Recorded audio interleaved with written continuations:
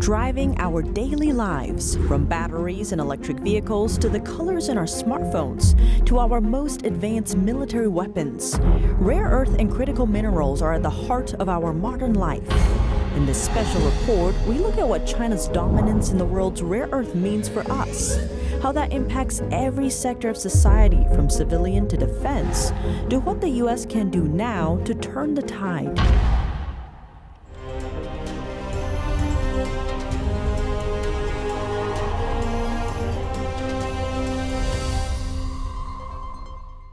Welcome to China in Focus. I'm Tiffany Meyer. Rare earths and critical minerals, elements at the bottom of the periodic table, but now they're at the top in terms of importance. The rare earth minerals is one of the saddest stories in American history. We did not want to be dependent on China for rare earth minerals because they are defense critical, and our best minds, our best and brightest people decided that if we had a war with China, they may not sell us rare earth minerals to make weapons out of. Possible. So we opened up the rare earth mineral mine in the United States, but the processing is still being done in China. So we're actually extracting minerals here and sending them to China for processing. Defense is one area rare earth minerals are crucial. But before we jump into the nitty-gritty, just what exactly are rare earth minerals and why are they so important? So rare earths are a number of different elements. If you remember your chemistry class, you had the periodic table of elements and helium, hydrogen, oxygen, etc. So as chemistry has evolved over the last few hundred years, we've added more and more. And so there are a number of them that are actually at the bottom of the periodic table.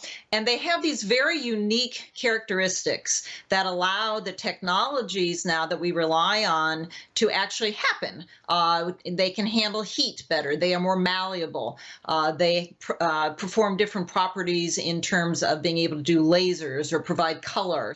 That's Ann Bridges, author of Groundbreaking, America's New Quest for Mineral Independence, and Rare Metal. Making up a set of 17 metallic elements, rare earth is used in everything from batteries to fighter jets, computer hard drives, and hybrid cars. That's in combination with critical minerals, such as copper, lithium, nickel, cobalt, and others. Bridges goes on to note just how many uses they have. It's a breadth of applications. It's basically any technology that you are using these days has them in them. Given all the different uses, what's the concern? The issue really is that while they are scattered around the world, which is what you'll hear, they're everywhere, they are in such tiny proportions. It would be like going to the beach and looking for them among all the sand. It's just very, very tiny. So the way they are gathered up is if you have a commitment to mining. And the U.S. used to do that. We mined iron ore, right? Our steel mills sucked it up. Detroit, Minnesota, Chicago. They are wholly reliant on the steel industry, which started with iron. So we dug up iron, and then a byproduct of that was the rare earths, because now all of a sudden you could capture them and process them in enough quantities to make them valuable. During the Cold War, the U.S. led the world in rare earth and critical minerals. But since then, we've handed that title away to a foe, and we've even helped them achieve that.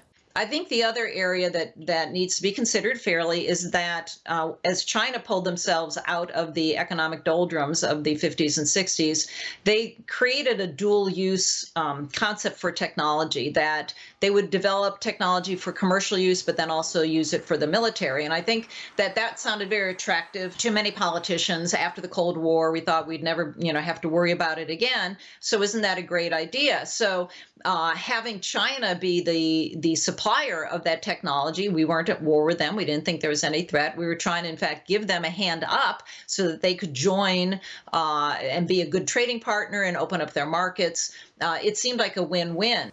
But was it a win-win? That we can't build a future that's made in America if we ourselves are dependent on China for the materials that power the products of today and tomorrow. Right now, China is the only country capable of producing every known rare earth mineral. It's also the country with the world's largest reserve stockpile of rare earth.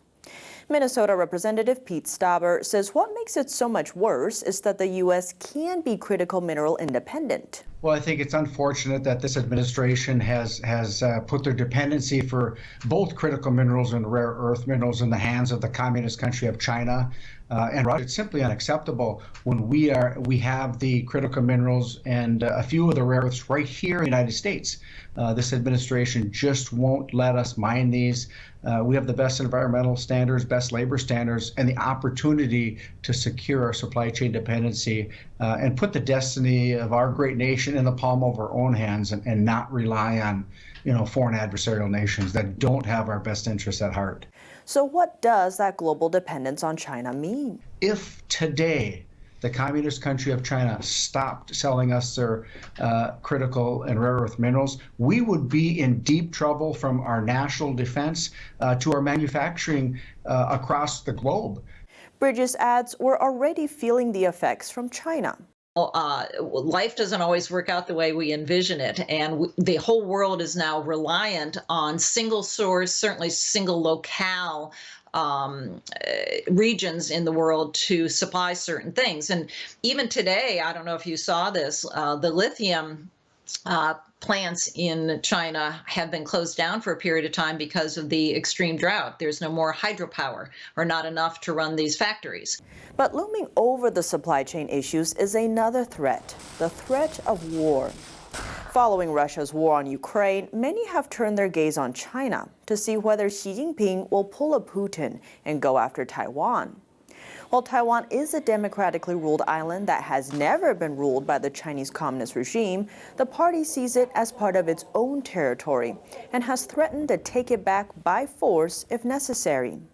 Following House Speaker Nancy Pelosi's visit to Taiwan, Beijing has ramped up its aggressive rhetoric towards Taiwan, pushing some to fear it could escalate into a kinetic conflict. But if that were to happen, what does that mean in terms of our weapons that rely on rare earth minerals? China economic analyst Antonio Graceffo notes. This is the problem. If we had a war with China, I said it tongue-in-cheek before, but seriously, if we have a war with China, they're not going to sell us materials that we need to make weapons. So we will have a shortage of these materials. And there's also really scary things like pharmaceuticals, pharmaceutical inputs come from China. And if there's a war, they'll just stop. And people that are dependent on certain medicines, might die, initially, until we can figure out how to produce them here. So this is a lot of why a lot of, congressional representatives, a lot of journalists, a lot of people who speak out are saying, please, we need to decouple from China. We need to move our supply chains out of China, diversify supply chains, reshore manufacturing for these critical things like pharmaceuticals and defense critical materials. That's because these elements are the heart of many critical technologies the Defense Department depends on, ranging from lasers to precision-guided weapons to more. Bridges adds, Beijing already has a history of using rare earth as leverage during times of disputes. We saw a little bit of this in 2010. Japan and China actually had a conflict over rare earths specifically, and China responded by cutting off Japan's access to the rare earths, which really had an impact on on Japan's manufacturing capabilities.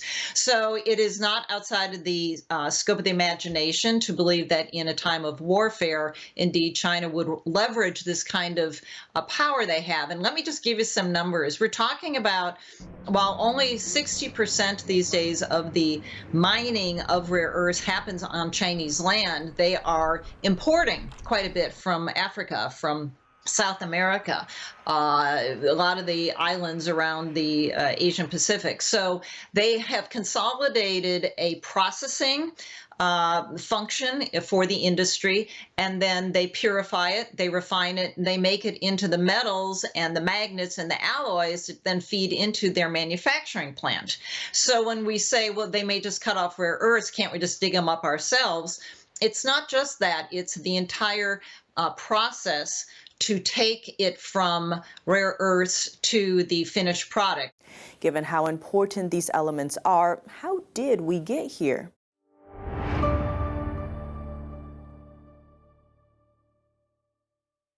That's all for today's China in Focus on YouTube. We're now sharing a shortened version of our program here after being demonetized for more than a year. Here's what to look out for in our second half. Western countries seem to be stuck in a big dilemma when facing the rare earth issue and environmental standards. Is there a way to achieve a balance between the two? And what can we learn from history? The full episode is available on our partner platform, Epoch TV. To sign up, click the link down below. Thanks for watching China in Focus. I'm Tiffany Meyer, and see you tomorrow. The 2022 NTD 8th International Chinese Vocal Competition will be held from September 29th to October 2nd at the Merkin Hall of Kaufman Music Center in New York City. The competition is honored to have specially invited vocalists with the world-renowned Shen Yun Performing Arts to serve on its panel of judges. The gold award is $10,000. For more information, please visit vocal.ntdtv.com.